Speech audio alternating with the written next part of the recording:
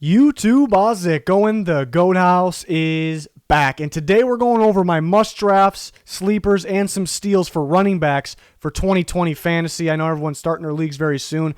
This week's going to be full of fantasy content. We'll do the same thing for receivers and tight ends. In the middle of the week, we'll kind of summarize everything, give you some rankings, some safe picks, risky picks.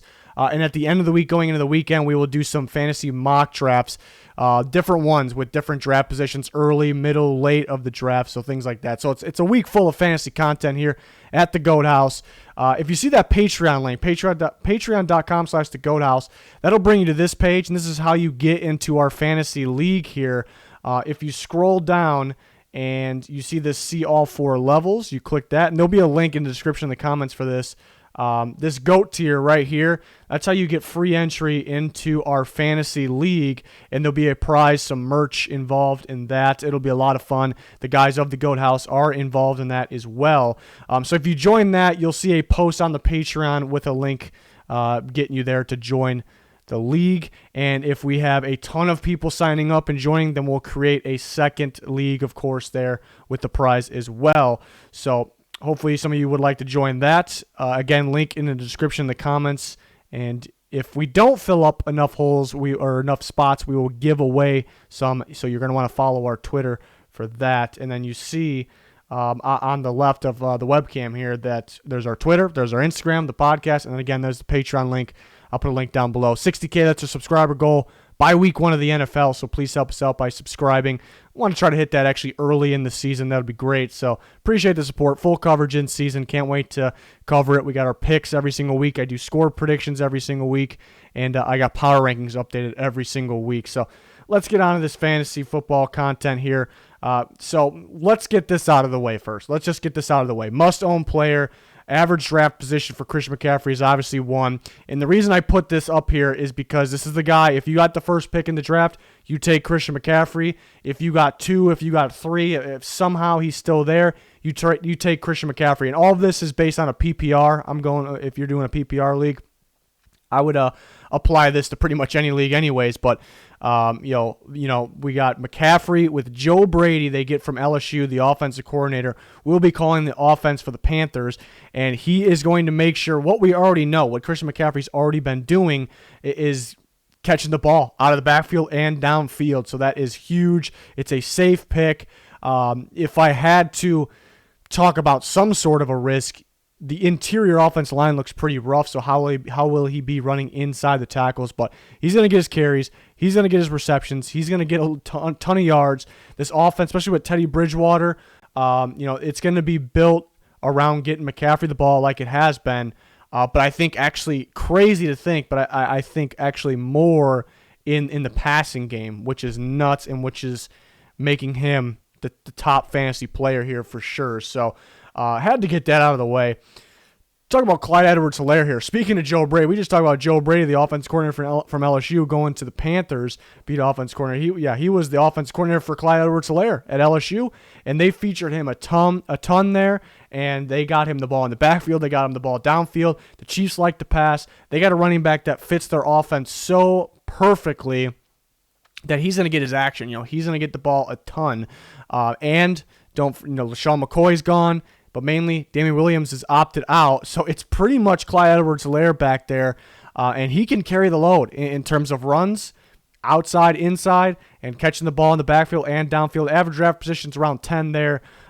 This is a guy that I really want because I know how involved he will be in that Kansas City Chiefs offense, so it's a must-own in my opinion. Moving on to the next guy, Kenyan Drake, average draft position around 11 there, and we saw Drake get traded to the Cardinals and really, really take off there because it was kind of a surprise that he kind of fit this Kingsbury offense, and he fit really well. So I know anybody that picked up Kenyan Drake down the stretch or happened to have him, they were very happy. I mean, he was towards the top in fantasy running backs, for fantasy running backs, with being on the Dolphins for a good chunk of the season. So, he was key for them. Really good on outside runs, really good catching the ball out of the backfield. That was kind of surprising how good he was. But, they found their fit. He found his fit. So I expect that to keep rolling. You even see when the Cardinals play like the Niners, like even the Niners, like that was probably the most the Niners have struggled last year. Was going against Kenyan Drake when he got outside. So, maybe it's a little risky because it's somewhat of a small sample size, but it was really clicking. He really fit with the Cardinals offense there. So average draft position around 11 for him. Austin Ekeler, I think is a must own and a steal if we're talking around the 13th pick in terms of the average there. But I had Ekeler last year, and obviously I'm a big fan. Anybody that had Ekeler was a big fan. But at the same time, if you were watching Chargers games, you probably got a little frustrated. Even though he was getting you good points, if you were watching the games, he would get us, he would get me a little, not him, the Chargers would get me a little frustrated at times because you see how dominant he is when the ball touches his hands, no matter what kind of play it is. And then all of a sudden, Melvin Gordon's in, short yards, Melvin Gordon. We're insisting on Melvin Gordon, and he's not playing all that great, while your stud, anytime he touches the ball, gets you big-time points. And so that was frustrating, but guess what? Everyone knows Melvin Gordon's out of there. He's in Denver, so now Austin Ekeler is kind of that lead guy. They probably went over the film. They probably realized that they needed to get this guy the ball more. There are a couple other guys that could step up for, that role of Melvin Gordon, but none of them are that good. None of them they believe in, of course, the Chargers, that is, but do they think that highly of on the level of Melvin Gordon? No, Austin Ekeler is going to get the ball a ton. Another thing to add in there, Tyrod Taylor, Justin Herbert, it's going to be a quick offense. It's going to be a lot of getting outside and even dump into the running back, slip screens, or just quick outs, anything. That it's going to be their short game, quick offense, no matter who that quarterback is. That's what it's going to be. That's what it's going to be. Quarterback might change throughout the year. It doesn't matter. We're going to see a lot of that. We see Keenan Allen already hurts, so Mike Williams kind of carrying the way with Hunter Henry. But even if Mike Williams is hurt or isn't hurt, then there's three guys out there. There's not a variety of guys. So that's where Austin Ekeler comes in the run game and in the pass game. So I think this is a must-own and a steal. Average draft position is around 13 right now. Like that one a lot. Had him last year, and he definitely helped me win my league there. Todd Gurley is a sleeper, so this isn't a must-own. We're kind of done with the must-owns. I think it's kind of defeating the purpose if I start listing a million guys under must-own. Todd Gurley is pretty close to that, but I put him under a sleeper. Average draft position around 16, which is about right. It's not like a steal or anything, but people forget he was pretty productive last year. He was more productive than people kind of talk about or give him credit for on the Rams with that terrible offensive line, especially for the run game. Now he goes to the Falcons, a little better offensive line, something to prove here. He's going to get red zone action, that's for sure, so he's going to rack up his touchdowns. The only risk here is the Falcons throw the ball a ton, so maybe he won't get as many carries, but the Rams throw the ball a lot as well. Maybe he won't get as many carries, but I think when he does, they're going to be explosive runs, and he's going to rack up his touchdowns. I think a step up this year compared to last year on this Atlanta Falcons team, so it's definitely a sleeper here. Todd Gurley, that is. David Johnson, I like as a sleeper as well. Almost put him under the must-have, must-draft category, but it's not a guy I'm dying to get, but I do like him a lot. It's a guy that I wasn't as high on in the past compared to everyone else. Everyone was, the years he was projected top picks, I was like, if you remember, listening to me, watching me here, I was passing on that, not even close. And that ended up right. Now people are really down on him, and I'm a little higher on him. People go from one extreme to the other. He should be a top 3 pick, the first pick at times, now to, they probably wouldn't touch him in the 20s there. So David Johnson with the Texans, don't expect a crazy amount of carries, but they're going to use him. I think it's a good fit there. That's why they thought highly of him. He's an upgrade at running back for them, for the Texans. He's gonna get his action for sure. So I like him. Average draft position 21. He's gonna have a step up year this year, in my opinion. Next, we got Kareem Hunt. Interesting one here. 27 average draft ADP here, but interesting because you could talk about Nick Chubb is actually their starter, and we know Nick Chubb's gonna chug along. He's gonna rack up those yards. He's gonna get scores, and he's gonna get you points, and he'll be a good pick. But there is some risk with Nick Chubb, and that is they bring in Kevin Stefanski, and Kevin Stefanski likes to feature the running back, so that sounds great for both. It really is. It's great for both running backs, but he really, really likes throwing the ball to the backs, and Nick Chubb could definitely be involved in that. But remember, that's what Kareem Hunt's kind of his specialty was, what set him, different than a lot of the rest. I remember when he was on the Chiefs, he was starting to make his name, known as one of the top backs and maybe the back of the future in the NFL. So you can't really forget how talented Kareem Hunt is. Obviously, Nick Chubb's their guy. He's going to be much better in terms of football in general and fantasy football. But down here, Hunt is a pretty good pick because, again, Stefanski likes passing the ball to the backs. He really does. Slip screens. Anything downfield, nothing deep downfield, obviously. So that's where Kareem Hunt comes in, and he will definitely be a factor, more of a factor than last year. Remember, he was suspended for a chunk of last year, too. So if you're looking at the last year points production, that would be the reason why, if you're a little underwhelmed there. Cam Akers, I think, is a sleeper and somewhat of a steal. Definitely a risk. I definitely consider him a risk, though.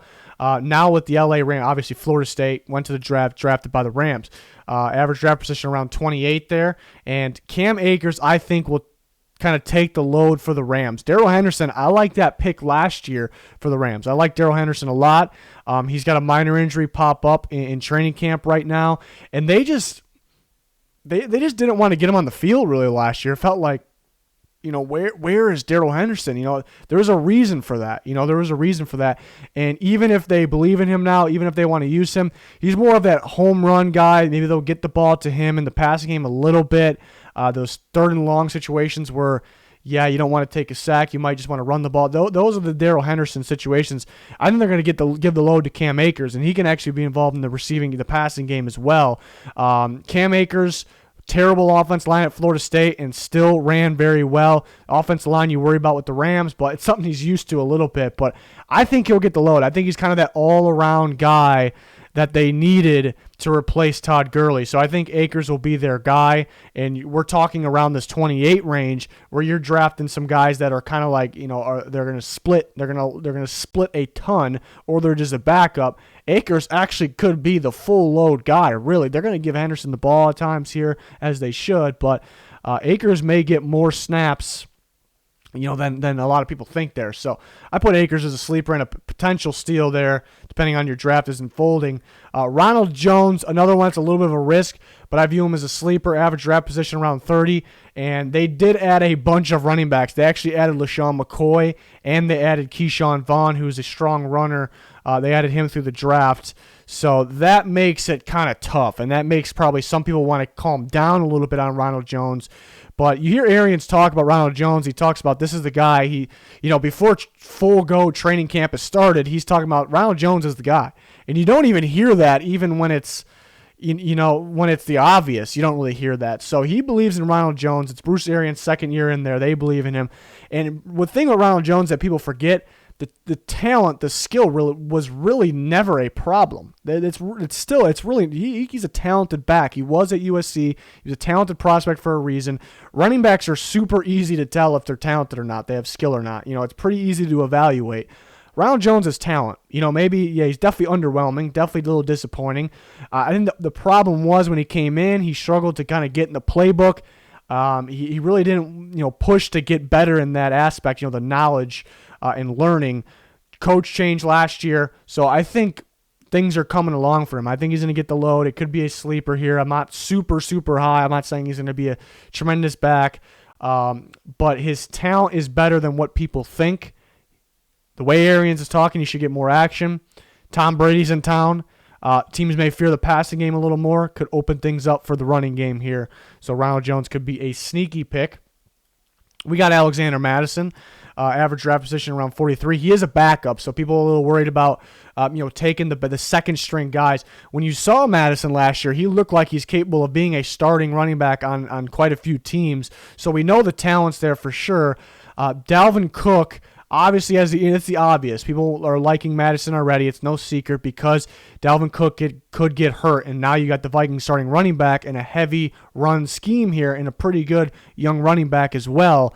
But the other thing is I think the Vikings that is, could limit Dalvin Cook a little more than normal early in the season.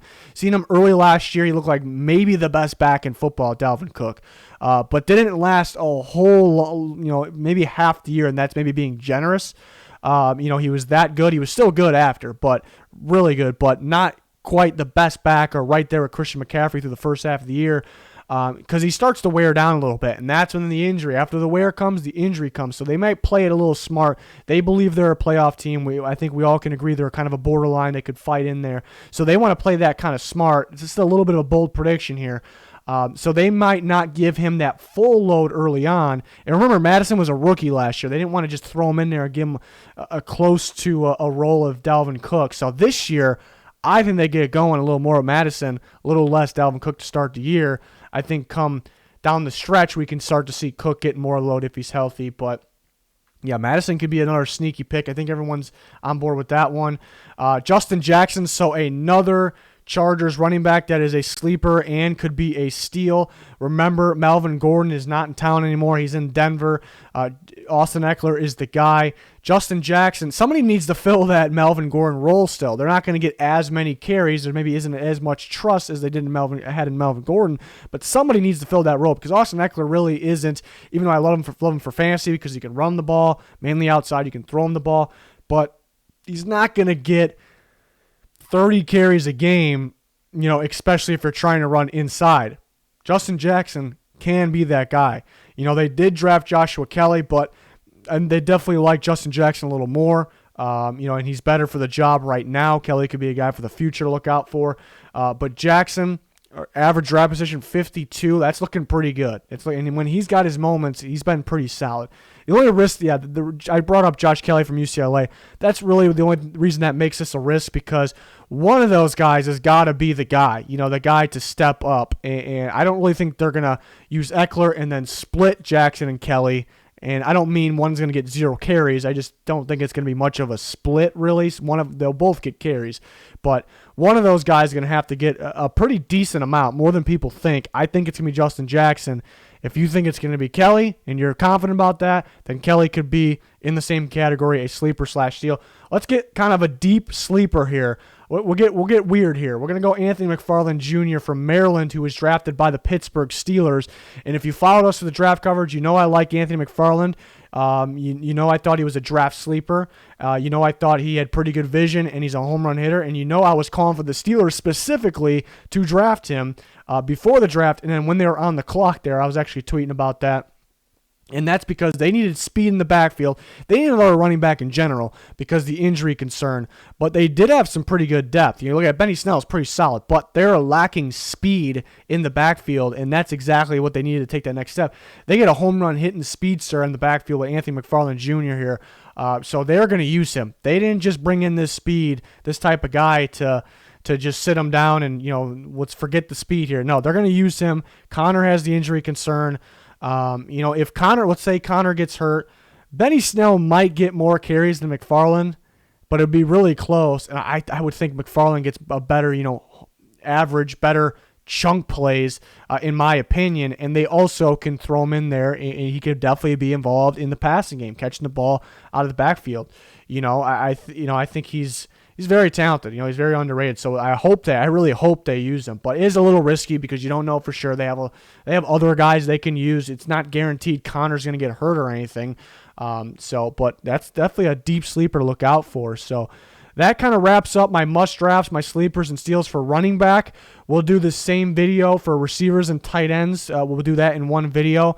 Middle of the week, we're going to summarize, kind of these things, but also give you some rankings for the position groups and then some safe picks, some risky picks, some more sleepers, things like that. And then we'll have a few different mock drafts from different draft positions later in the week going into the weekend. So a week full of fantasy videos. We may have kind of our normal type of videos come out as well. Some final predictions to get to before the season starts. And then the season's right around the corner here. And we have to do our fantasy league that some of you are going to be joining as well. But in-season, full coverage, of course, weekly picks, score predictions, power rankings, plenty more. We got you covered. Please like, subscribe, turn notifications on. I would appreciate all of that. That's going to do it for this one, though. Thanks for watching. Goodbye.